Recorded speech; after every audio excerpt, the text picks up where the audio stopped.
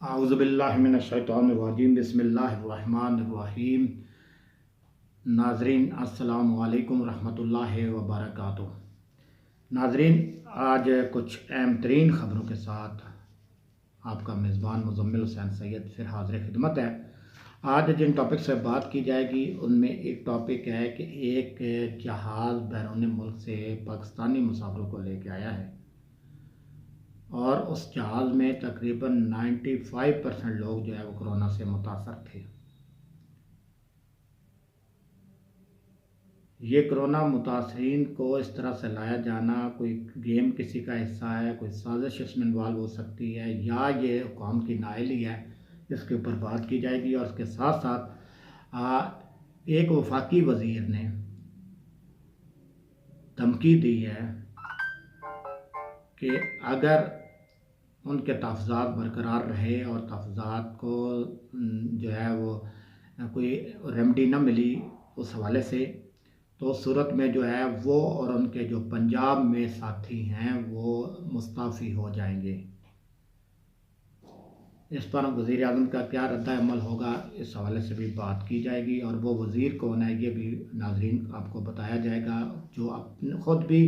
और अपने साथियों के साथ हुकूमत से अलहदा होने की धमकी दे रहा है। इसके अलावा हम बात करेंगे जी लाइल्मी या सियासी पॉइंट स्कोरिंग के हवाले से, और वो ये है कि वज़ीर आज़म साहब ने एक ट्वीट किया, उसके ऊपर दिलचस्प किस्म का तबसरा है। और उसके साथ साथ मुस्लिम लीग नून के एक रहनुमा ने भी कोई ऐसी हरकत की है जिस पर बात की जाएगी कि ये क्या है, ये लाइल्मी है इन दोनों शख्सियात की या कि पॉइंट स्कोरिंग। गिलगित बल्तिस्तान के बारे में एक भारतीय बयान आया है, उसके ऊपर भी बात की जाएगी। और उसके साथ साथ ईरान में कुछ दहशतगर्दों को पकड़ा गया है और उनके ठिकानों को तबाह किया गया है, उस हवाले से बात होगी। और उसके साथ साथ इस हवाले से भी बात की जाएगी कि पाकिस्तान में जो हफ्ते से लॉकडाउन खोलने का ऐलान किया है वज़ीर आज़म पाकिस्तान ने, कि उसका तरीक़ाकार क्या होगा। तो हम आ जाते हैं जी अपने असल पहले टॉपिक पे, और वो पहला टॉपिक ये है कि वो जी कुछ दिन पहले जो है, चंद दिन पहले जो ख़बर लीक हुई है, चंद दिन से मुराद है कि पहले 2-3 दिनों में एक तैयारा पाकिस्तानी एयरलाइन का दुबई गया और दुबई से वो पाकिस्तानी मुसाफिरों को लेकर जो है वो वापस पाकिस्तान पहुंचा, पुराने इस्लामाबाद एयरपोर्ट पर, यानी रावलपिंडी एयरबेस के पर। तो वो उसमें तकरीबन जो है वो मुसाफिर सवार थे, 209 मुसाफिर सवार थे। लेकिन जब वो बाहर निकले तो उनके टेस्ट किए गए तो उनमें से 180 अफराद के टेस्ट कोरोना वायरस के हवाले से पॉजिटिव आए। उसके बाद अगरचे उन तमाम मुतासरीन को जो है फातिमा जिन्ना यूनिवर्सिटी में जो क्वारंटाइन कैंप किया गया वहाँ पर मुंतकिल कर दिया गया है, लेकिन सवाल ये पैदा होता है इस हवाले से जो है पाकिस्तानी वज़ारत ख़ारजा ने भी कहा है कि हमने इस हवाले से दुबई के मुतल्लिक़ा हुकाम से भी बात की है। और दुबई हुकाम से जब राइटर जो न्यूज़ एजेंसी है उसने जब रब्ता किया तो उन्होंने इससे साफ इनकार कर दिया। उन्होंने कहा कि हम सबको चेकअप करने के बाद सेहतमंद मुसाफिरों को ही भिजवा रहे हैं, हम किसी बीमार मुसाफिर को नहीं भिजवा रहे हैं। अब सोचने का मकाम ये है कि आया ये मुतासर पहले थे या जब जहाज़ में आए तो मुतासर हो गए, या जहाज़ में आने के बाद मुतासर बना दिया गया, ये एक सवाल है। और ये 3 सवाल हैं, इन 3 सवालों के जवाब अलग अलग से हमें तलाश करने हैं। और तलाश कैसे करेंगे कि यूएई से हमारे बरादर इस्लामी मुल्क है और उसके हमारे साथ तावन भी शामिल आ रहा, लेकिन गुज़श्ता कुछ सालों से, कुछ माह से और पिछले साल से जो है कुछ ऐसी सूरत हाल बनी कि जिससे हमारे उनके साथ तल्लुकात कशीदा भी किसी हद तक हुए सफारती सतह पर,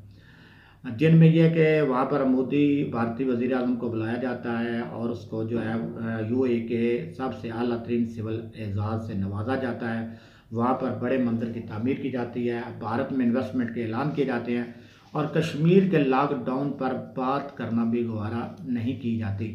तो इसके बाद जो है पाकिस्तान ने इस चीज़ को बड़ा महसूस किया था और ये सूरत हाल चल रही है। और इस हवाले से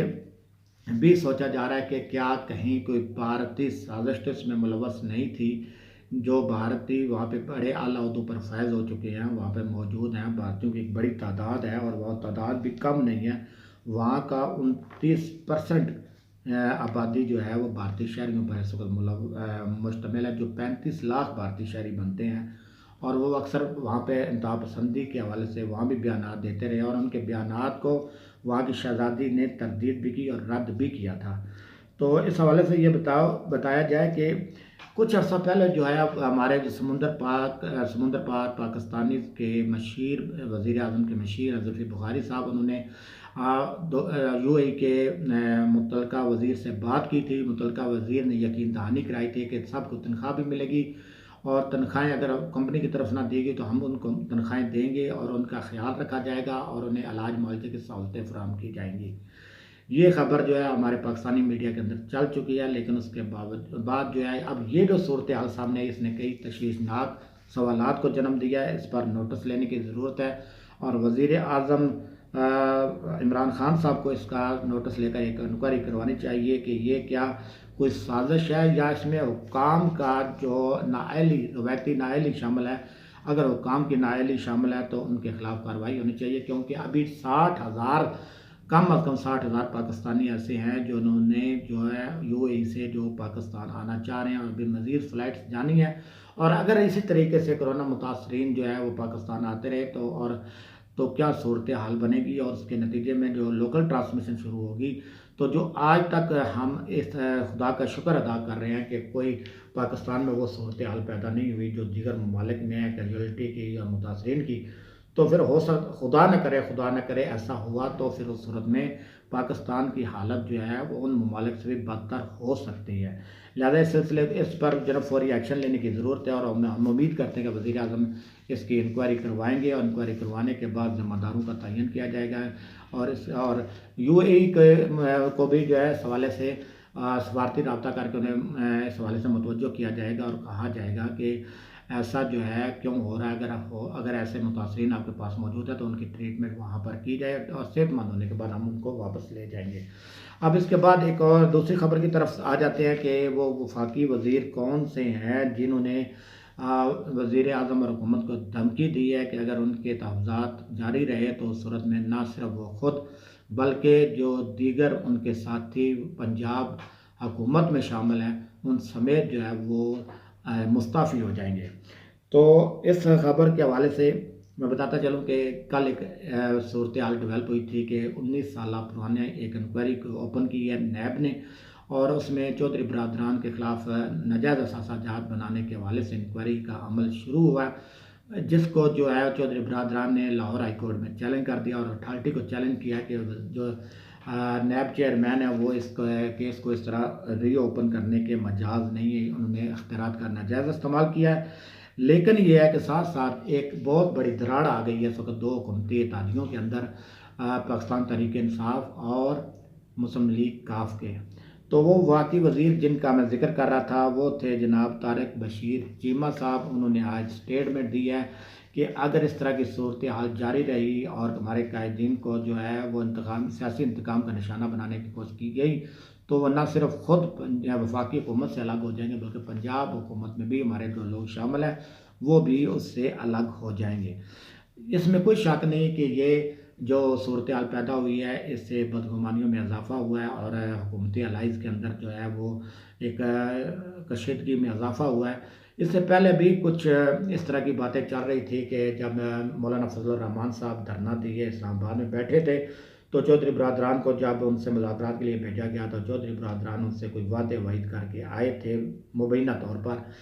जिनका इजहार मौलाना फजल रहमान ने भी बाज़ दफ़ा अपने बयानात में किया था कि चौधरी बरादरान ने हमें ये बताया था कि मार्च में ये हुकूमत चली जाएगी।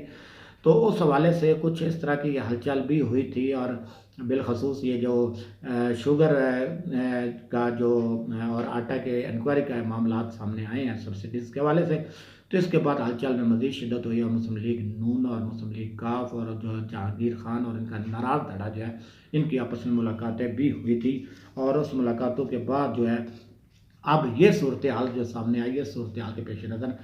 काफ लीग का ये ख्याल है कि हुकूमत उनको सियासी इंतकाम का निशाना बनाने जा रही है। अगर ऐसा सूरत हाल होती है और ये शक जो है यकीन में बदलता है तो इसके नतीजा लाजमी यही होगा कि जो है वो मुस्लिम लीग काफ जो है हुकूमत से अलग हो जाएगी और अपना रास्ता अलग और जुदा कर लेगी। इसके अगर रास्ता जुदा करती है इसके नतीजे में क्या सूरत हाल पैदा होती है, इंशाल्लाह इस अगली वीडियो में इस पर बात करेंगे। कुछ मालूमात मेरे पास हैं और कुछ मालूमात को मज़ीद मैं अपडेट करने की कोशिश कर रहा हूँ ताकि जो चीज़ आपके पास चाहे वो ज़्यादा काबिल अमल और काबिल कबूल और मुसद्दक़ा हो ज़्यादा से ज़्यादा। तो इसके अलावा हम ये बात करना चाहते हैं कि इस मौजू के ऊपर बात करना चाह रहे थे कि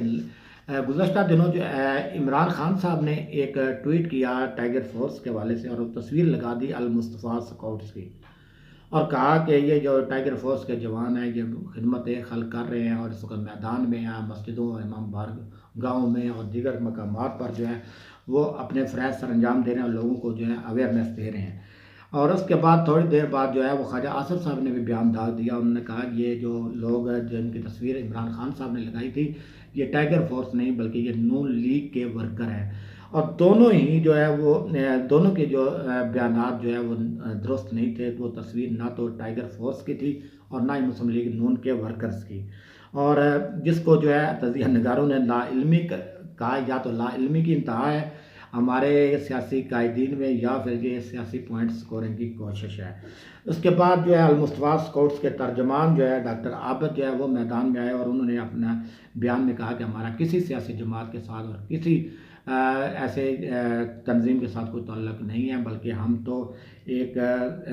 गैर सियासी तंजीम और गैर सियासी ऑर्गेनाइजेशन के तौर पर काम कर रहे हैं और ये खिदमत खल्क जो है ये हमारा शुआर है। लेकिन ना तो हमारा तल्लक जो है वो पीटीआई से और ना ही हमारा मुस्लिम लीग नून और ना ही किसी और सियासी जमात से, लिहाजा हमें किसी भी सियासी जमात में शुमार न किया जाए। इराक़ के हवाले से एक अहम खबर है जी। इराक़ ने बिल आखिर जो है इराक़ के जो नौ मुंतखब वज़ीर आज़म हैं उनकी काबीना की पार्लियामेंट ने मंजूरी दे दी। कल उन्होंने नाम फाइनल किए थे और पार्लियामेंट को भिजवाए थे और पार्लियामेंट ने गौर खोज के बाद उनके नामों की मंजूरी दे दी। यूँ जो है इराक़ में जो एक सियासी अदम इस्तेकाम काफ़ी अर्से चल रहा था और निगरान वज़ीर आज़म के ज़रिए काम चलाया जा रहा था, वो जो है वो सिलसिला जो है कुछ हुकूमती सतह पर बेहतर हुआ है और उम्मीद है आगे जाके मज़ीद बेहतरी की तवक्को करनी चाहिए। इस तरीके से हफ्ते से जो लॉकडाउन खोलने का ऐलान किया गया है वज़ीर आज़म की जानिब से, ये मरलावार खोला जाएगा और ट्रेन और बस सर्विस फ़िलहाल खोली नहीं जाएगी। इस पर सुबह से मशवरा करके और SOPs बनाने के बाद फ़ैसला किया जाएगा। जबकि असद उमर साहब का कहना था कि जो कारोबार की इजाज़त होगी 5 दिन, हफ्ते में 5 दिन, और उसी कारोबार की इजाज़त होगी जो फ़िलहाल OPD चंद खोली गई हैं जो ऑलरेडी खोले हुए हैं कारोबार। उसके अलावा OPD जो है वो चंद खोलने का भी फ़ैसला किया गया। जबकि तालीमी अदारों की बंदिश में जो है वो 15 जुलाई तक तोसी कर दी गई है। इसके साथ ही ईरान में जो है एक दहशतगर्दों के बारे में दहशतगर्दी की एक कोशिश नाकाम बना दी गई है और 16 दहशतगर्द जो है वो गिरफ्तार और मुतअद्दिद हलाक व ज़ख्मी हुए हैं। ईरान के मगरबी शुमाली इलाकों में 2 दहशतगर्द गिरोहों के ख़िलाफ़ ईरानी इंटेलिजेंस अदारे और सिक्योरिटी फोर्स ने कार्रवाई की, जिसके नतीजे में भारी तादाद में असला बारूद समेत 16 दहशतगर्दों को गिरफ्तार कर लिया है। और दहशतगर्द जो गिरफ्तार हुए हैं उनसे जो इब्तदाई तहकीकात में मालूमात हासिल हुई हैं तो उन्होंने कहा है कि उनके गिरोह को जो है एक अरब रुजत पसंद मुल्क की हमायत हासिल है और वो अरब रुजत पसंद मुल्क कौन सा है इस बारे में अभी जो है वो तफसीलात सामने नहीं आई। इन्हीं चंद ख़बरों के साथ और तज़किरे के साथ आपका मेज़बान मुज़म्मिल हुसैन सईद आपसे इजाज़त चाहता है। कल नए टॉपिक के साथ और जो सियासी हलचल मची है और ख़ुसूसन ताजियों के दरमियान जो मामलात डिस्टर्ब हुए हैं इसके ऊपर जो है अगली वीडियो में इंशाल्लाह तफसीली बात करेंगे। उस वक्त तक के लिए इजाज़त दीजिए। अल्लाह हाफ़िज़।